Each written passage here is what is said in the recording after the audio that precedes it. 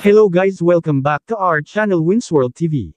So ang nakakakilabot na banta ni Naoya Inoue dito, alam naman ng karamihan ang labanan Naoya Inoue versus Sam Goodman na magaganap sana ngayong December 24 taon kasalukuyan. Ngunit sa hindi inaasahan na pangyayari kung saan nagkaroon ng malaking sugat sa kilay nito dahil sa puspos ang sparring training nito, bilang paghahanda kay current undisputed and 4 World Division Champion Naoya Inoue aka the Japanese Monster, dahil sa pangyayari na ito ay hindi na matutuloy ang laban ngayong buwan ng December taon kasalukuyan, at muli itong ni-reschedule sa January 24, 2025 para mabigyan ng panahon si Sam Goodman na gumaling sa kanyang natamong sugat. Ngunit ganun pa man ay ang pag-usog na laban nila ni Naoya Inoue ay isang nakakatakot na desisyon dahil mas lalo lang binigyan ng pagkakataon ni Sam Goodman si Naoya Inoue na maging isang Super Saiyan ang lakas nito, dahil makapagpalakas pa lalo si Naoya Inoue bago ang kanilang laban. Ayon kasi kay Naoya Inoue sa kanyang latest interview, ay isang nakakapangilabot na banta ang kanyang binitawan na salita, na ikinatakot ni Sam Goodman dahil may dagdag panahon pa itong magpalakas.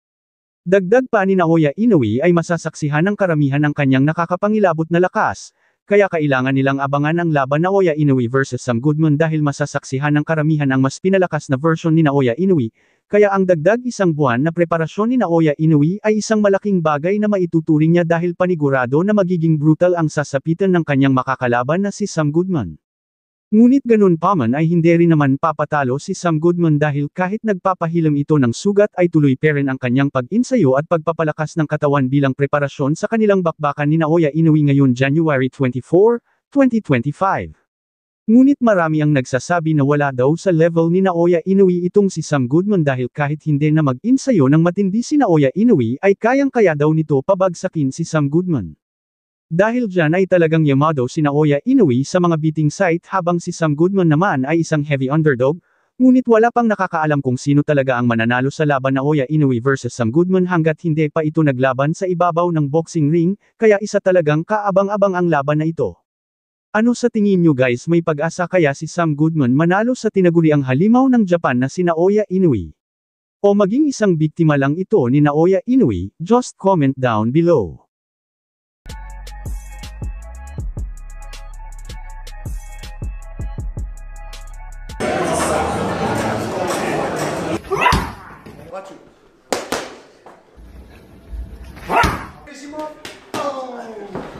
This guy is a beast. It's a gift from God. And I'm not even a religious man, but that power comes someplace from deep inside. Either you have it or you don't.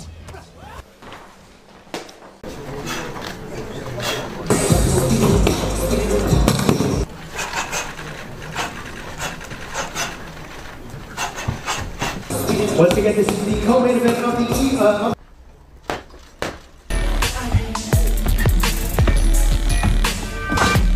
Gentlemen, is the IBF NWBO #1.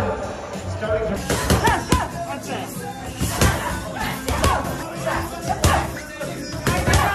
to run out of letters there. Gold Coast.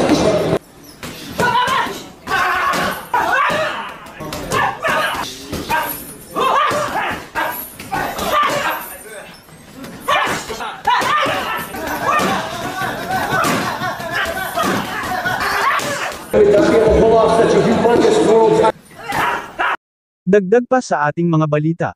Kung magaling talaga si Inoue, labanan niya si 4 alas. Yun lang yun, wala lang iba.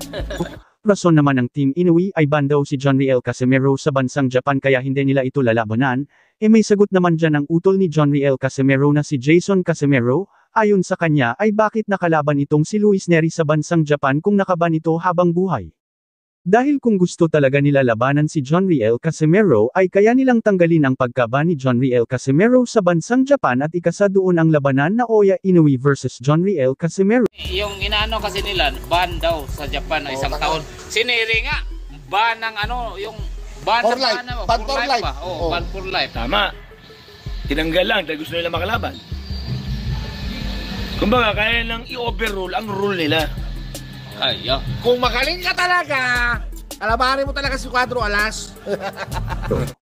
Dagdag pa ni Jason Casimero, ang Team Inoue ayaw talaga nilang magkaroon ng maliit na chance manalo sa kanila, Dagdag pa ni Cuadro Alas na ang target talaga ng Team Inoue na makakalaban ay yung mga boksingerong sure win silang manalo, in short mga boksingerong mahihina ang kanilang target.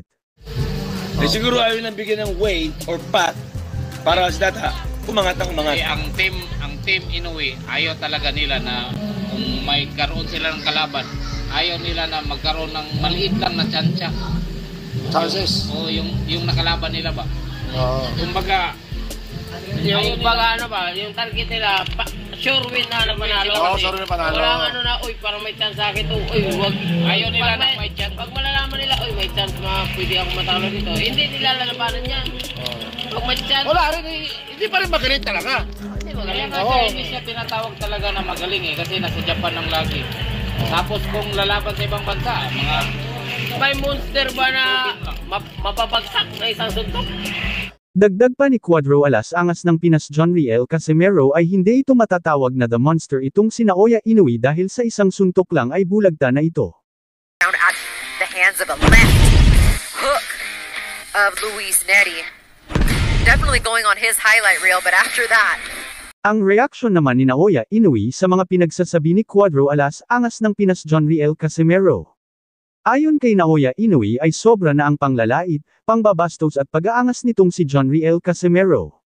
Dagdag pa ni The Monster Naoya Inoue na pinagbibintangan daw ni John Riel Casimero itong si Naoya Inoue na takot at umiiwas labanan si former 3 World Division Champion Cuadro Alas angas ng Pinas John Riel Casimero. Ang sagot naman ni Naoya Inoue ay hindi daw ito takot kay John Riel Casimero at lalong hindi ito umiiwas na labanan si John Riel Casimero. Dahil kahit siya ay gustong-gusto na labanan at bugbugin si John Riel Casimero. Para mawala ang yabang nito, ngunit ganun pa man ay hindi sa kanya nakadepende kung sino ang itatapat na makalaban ng kanyang promoter. In short nasa promoter ang desisyon kung sino ang makakalaban nito, gustuhin man niya na labanan si John Riel Casimero kung ayaw naman ng kanyang promoter sa market nito ay wala siyang magagawa. Bukod pa dyan ay hindi naman top contender or mandatory challenger itong si John Riel Casimero para labanan ni The Monster. Dagdag pa ni Naoya Inoue ay paakyatan niya muna ang kanyang rankang sa number 1 spot para maging mandatory challenger ni Naoya Inoue si John Riel Casimero. Kung hindi niya magawa na maging isang mandatory challenger ay huwag na siyang mangarap na makalaban si Naoya Inoue aka the Japanese Monster, dahil hindi ito papansinin ni Naoya Inoue. Dagdag pa dyan ay grabe na daw talaga ang galit ni Naoya Inoue kay John Riel Casimero dahil sa mga pangbabastos nito sa social media, nakakatakot na daw si Naoya Inoue. Dahil ngayon lang daw nila nakita na sobra na itong nagalit dahil sa mga pinagsasabi ng Team Casimero.